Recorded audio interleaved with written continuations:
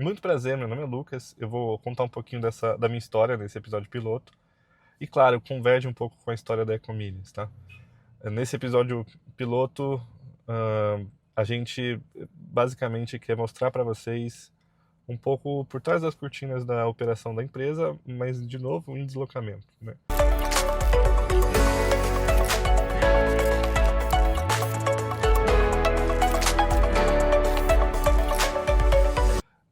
Nessa linha de raciocínio, a minha carreira começou com várias tempestades. Eu tive muitos desafios em escolher carreiras erradas, né? Mas agora, olhando para trás, deu para notar que eu queria minimamente ajudar a vida das pessoas, sabe? E quando se fala em ajudar a vida das pessoas, a primeira carreira que vem em mente é saúde, né? Então eu comecei minha vida profissional no colégio técnico, inclusive lá na Unicamp, Colégio Técnico Unicamp de Limeira, inclusive, na carreira de enfermagem. Até descobri que eu, porra, passava mal com sangue. E aí, cara, foi uma experiência, tipo assim, prova de vacinas, classe de enfermagem majoritariamente feminina. A gente sorteava ali a duplinha para aplicar um soro no outro. Tinha lá, tipo, intravenosa, tinha intramuscular, tinha glúteo. Aí eu sorteei, pegou glúteo, minha amiguinha aplicou no meu glúteo, eu sorteei, peguei intravenosa, errei a veia e acertei a artéria. E aí eu só lembro disso. E eu nem posso ficar falando tanto disso porque eu sou bunda mole nesse assunto e passo mal. Mas foi onde eu repensei e falei, puta, de repente não é assim que eu vou conseguir ajudar as pessoas. Admiro muito quem consegue, quem tem tato, sensibilidade, limpa enfermos, ajuda até se recuperar, sabe? É uma sensação muito legal de ver quem estava ferrado se recuperar por conta da sua interferência, sabe? Da sua adicionalidade na vida dele. E aí, bom, saí da carreira, consegui sair também do colégio técnico, fui para a ETCAP, que me formou muito como cidadão. Para quem não conhece, ETCAP em ETECs, num gênero total. A ETECs são escolas técnicas do estado, né? No meu era o conselheiro do sistema Conselheiro Antônio Prado, lá em Campinas, onde eu fui para a carreira da Química. Então fiz técnico em Química, comecei minha primeira experiência profissional na indústria, na época era na Kerry Ingredientes, e é Kerry mesmo, na entrevista eu lembro que eu falava Kerry, mas a Kerry era uma indústria de ingredientes que fornecia para Unilever, Nestlé e outros, Starbucks, por exemplo, e outras indústrias de alimentos para, de fato, desenvolvimento de produtos, né? E lá eu tive uma baita noção de P&D, comecei a me aproximar bastante da área. E aí, puxa, adivinha que eu fui fazer de ensino superior? Engenharia ambiental. Foi aí que eu passei. Foi a primeira universidade que eu passei na Unesp, inclusive. A Unesp é uma universidade do estado de São Paulo, universidade pública. Ela é o primo pobre das três do estado, né, sendo USP, Unesp e Unicamp. Por mais que seja primo pobre, tem muito mais infraestrutura do que muita universidade particular que eu já vi. Mas a estratégia dela era de pulverizar pelo estado e falar: vai, estudem aí numa universidade que a gente juntou um prédio, botou umas cadeiras e chamou de universidade, sabe? Então, na época que eu estudei na Unesp, que foi em Sorocaba, inclusive, não tinha tanta estrutura de permanência estudantil assim. E aí me ferrou bastante. Então, eu tinha, porra, uma intenção de ir para a faculdade para melhorar a qualidade de vida dos meus pais, e eu estava piorando a qualidade de vida deles com custos extras de aluguéis e alimentação e várias outras paradas, sabe? Então, isso me pegava bastante. Caramba, era para melhorar e eu tô piorando a vida aqui, sabe?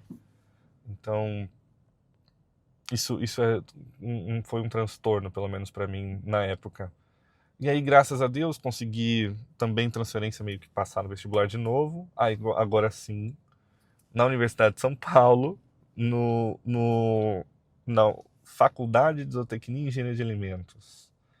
E aí fui fazer Engenharia de Alimentos, né? A linha de raciocínio experiência em Pirassununga, que foi um campus bem interior, foi incrível, assim, foi os melhores anos da minha vida.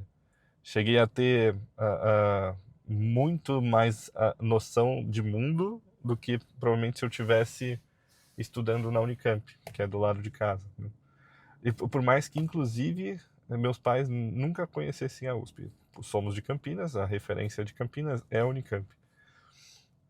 Mas a linha de raciocínio desse período de graduação foi: eu fiz tudo menos ser o primeiro da turma, sabe? Eu quis fazer tudo de atlética, bateria universitária, grupos de extensão de empreendedorismo, de empresa júnior, do que ser a média ponderada, a média de que você é selecionado para intercâmbios, né? Tipo, 9, sabe? Não fui essa pessoa. Então, nem sei se eu vou ser um bom exemplo, inclusive, aqui para falar para quem está na faculdade, mas a linha de raciocínio foi basicamente aproveitar, extrair, espremer a laranja do que a, o curso tinha me oferecer, que é engenharia de alimentos, mas o ambiente da faculdade pública tinha me oferecer. Então, morei em alojamento, morei depois em república, fiz parte de programas com alimentação que eu precisava na época. Puta, deu muito suporte, foi uma baita mãe, assim mesmo. Mas ao mesmo tempo que é difícil de entrar, é muito mais difícil de sair. Então tive uns perrengues na minha vida acadêmica, profissional. Então se você, hoje que você está na faculdade, você se enxerga fazendo 5 coisas, participando de vários grupos diferentes, e daqui a pouco não ligando tanto assim por ser um aluno nota 10, assim, nota 9, vai, 9 é 10, e 5 bola é 10 também, às vezes, provavelmente daqui a pouco vão te chamar de empreendedor, sabe?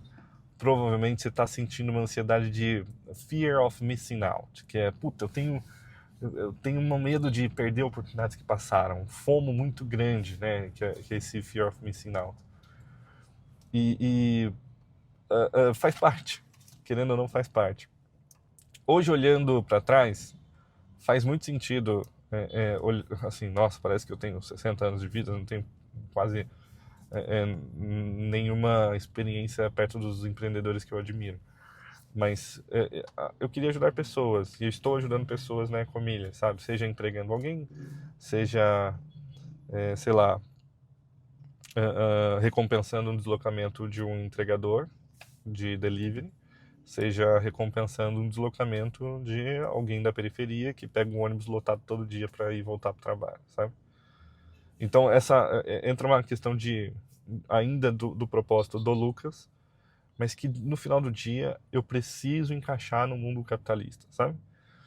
Terminando a faculdade, eu tive o privilégio de fazer um duplo diploma na Universidade de Alberta, no Canadá.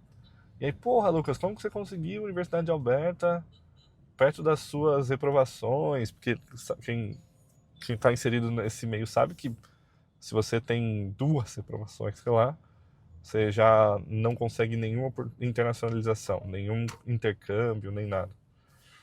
E aí eu basicamente fiz isso através de conexões. Então, de novo, se você é um perfil empreendedor, sabe? Você não aceita uma barreira. Apareceu uma barreira na sua frente, você não chora e paralisa.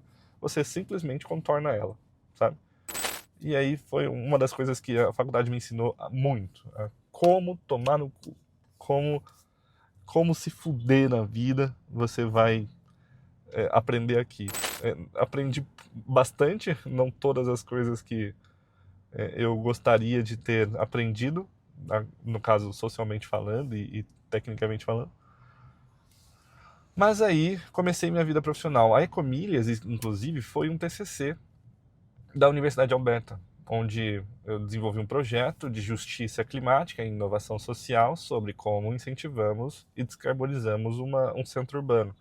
A princípio, a ideia era recompensar quem usa bike, fazer um programa semelhante ali às milhas aéreas, só que milhas de bike, porque lá tinha uma estrutura muito grande, né, na universidade, em Alberta em si, que é a cidade sede da U of A. Nossa, quanto tempo eu não falo U of A. E, enfim, tive uma experiência lá de morar também fora, ficar por um tempo, até chegar a pandemia, né? E aí, porra, na pandemia, eles ofertaram pra gente dois caminhos, praticamente. Ou você volta pra sua casa agora e você tem esse seguro familiar, ou você fica aqui e a gente não sabe quando você vai voltar, porque pandemia é pandemia, né? E aí eu escolhi voltar, porque não gostaria de ter nenhuma mais outra experiência de problemas familiares longe da minha família, sabe? E aí, bom, voltei. Já no Brasil, eu não, de novo, não venho de um. Eu sou empreendedor, mas não sou maluco. Então eu não vou sair da faculdade empreendendo. Eu precisava de experiências profissionais que me ajudassem a entender como era empreender para além da ideia de slides que eu tinha, sabe?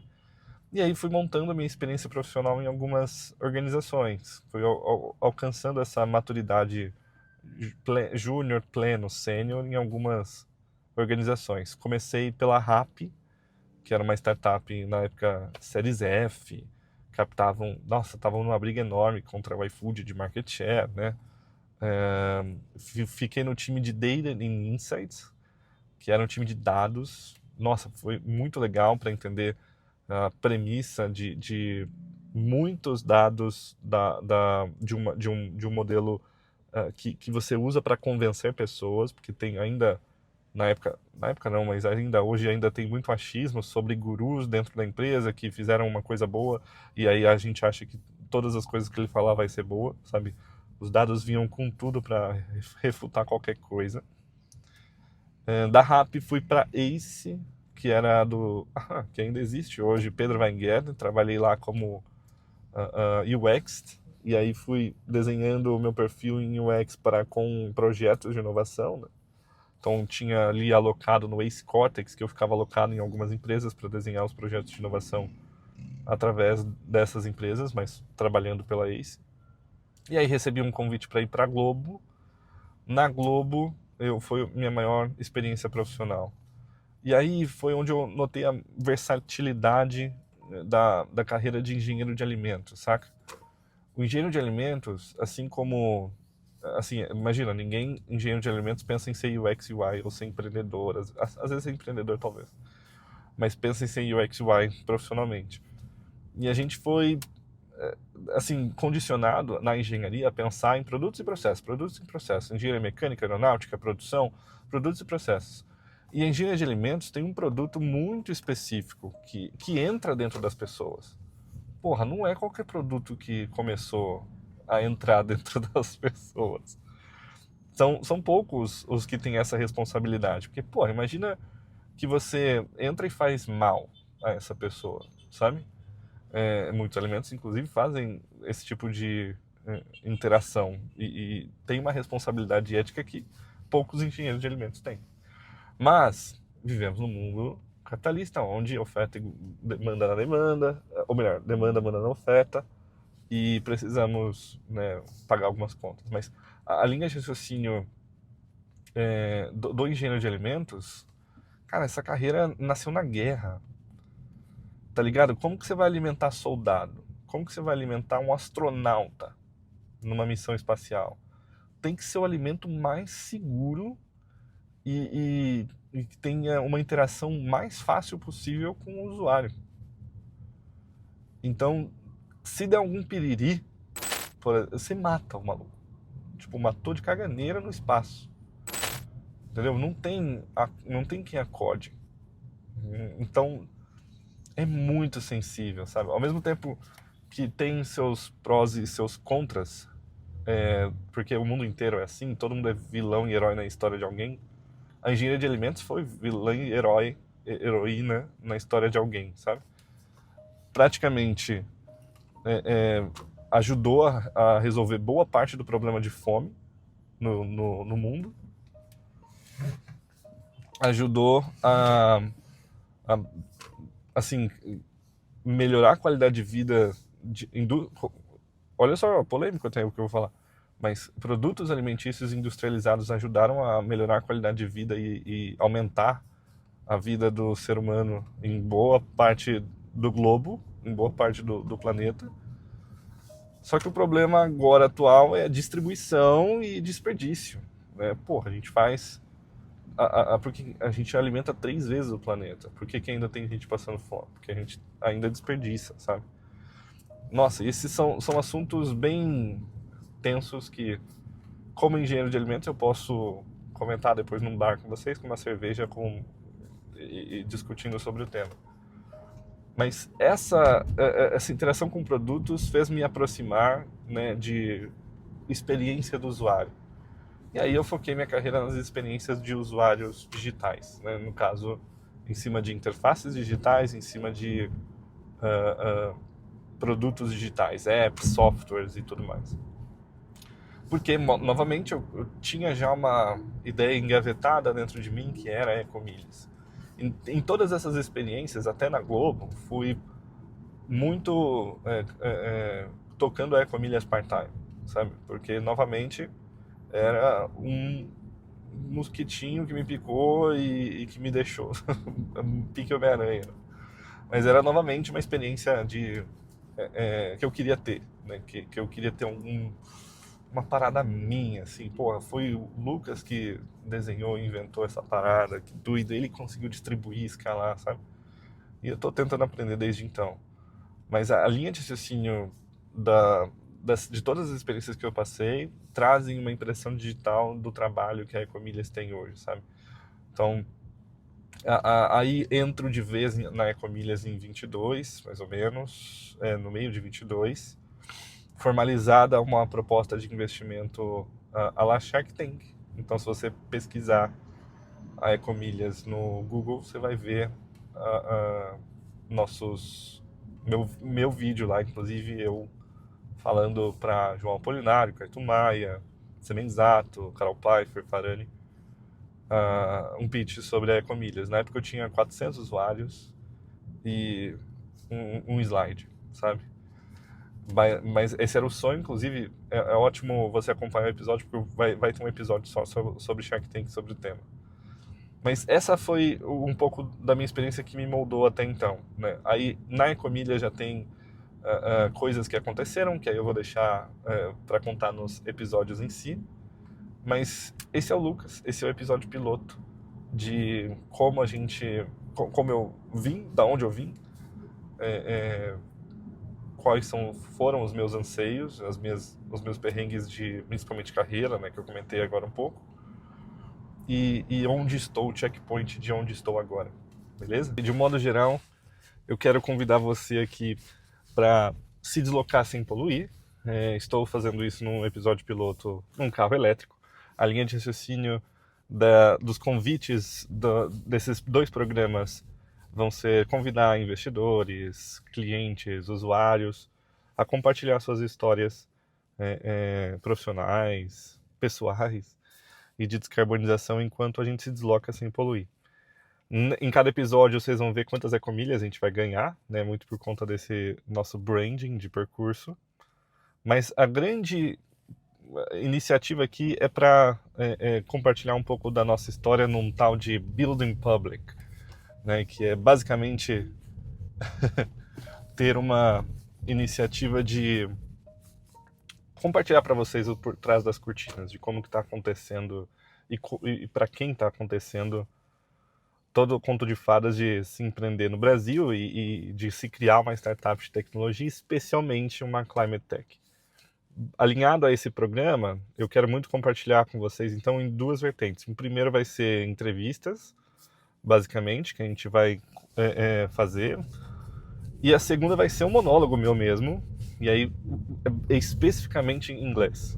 Então vocês vão ouvir um sotaque brasileiro muito forte no meu inglês, mas a ideia é para a gente internacionalizar e a gente conquistar novos mercados, de novo contando a minha história como founder, mas em monólogos, não necessariamente conversas e tudo mais, beleza? Então, fica por aqui, por favor, se inscreva, curta, compartilhe os episódios que você gostar, tá? Mas só se você gostar verdadeiramente. Se você não gostar, pode curtir, compartilhar e se inscrever da mesma forma. Valeu, é isso.